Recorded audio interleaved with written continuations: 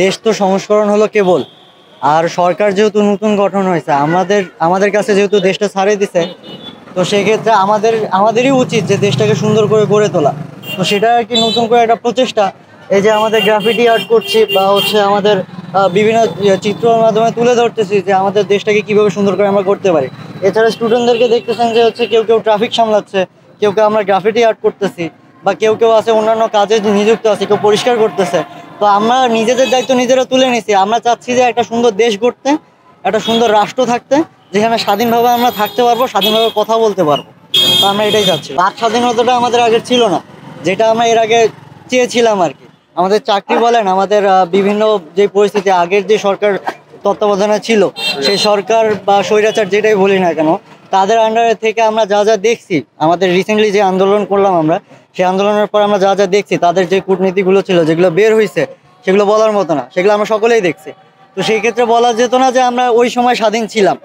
এত মানুষের রক্তের বিনিময়ে, তাদের শহীদ হওয়ার কারণে আমরা রিসেন্ট যে বাংলাদেশটা পাইছি, সেটাকে আমরা সুন্দরভাবে আপ্যায়ন করে নিছি। আমরা নিজ নিজ জায়গা থেকে সবাই যদি ঠিক থাকি, প্রতিটা মানুষ যদি আমরা সুন্দর হয়ে মানে নিজেকে সুন্দরভাবে গড়ে তুলতে পারি, তাহলে এমনিতেই সব কিছু সুন্দর হবে।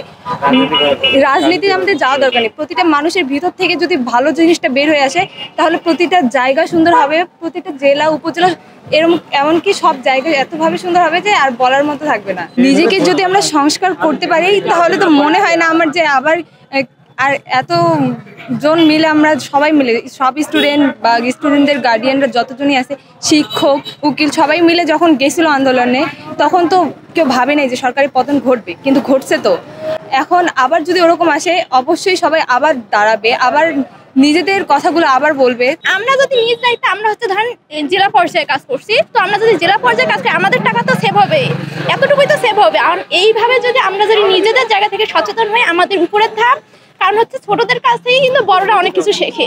এই জন্য আমরা যদি নিচের জন যদি সহজ হয়, তাহলে এই চক্ষু লজ্জার ভয়ে উপরের জন সহজ হবে। এইভাবেই রাষ্ট্র পর্যন্ত সংস্কার করতে পারবে। আর মনে হয় না যে স্টুডেন্টদের এত কিছু করার পরে আবার কেউ স্বৈরাচার করতে পারবে বা চাবে।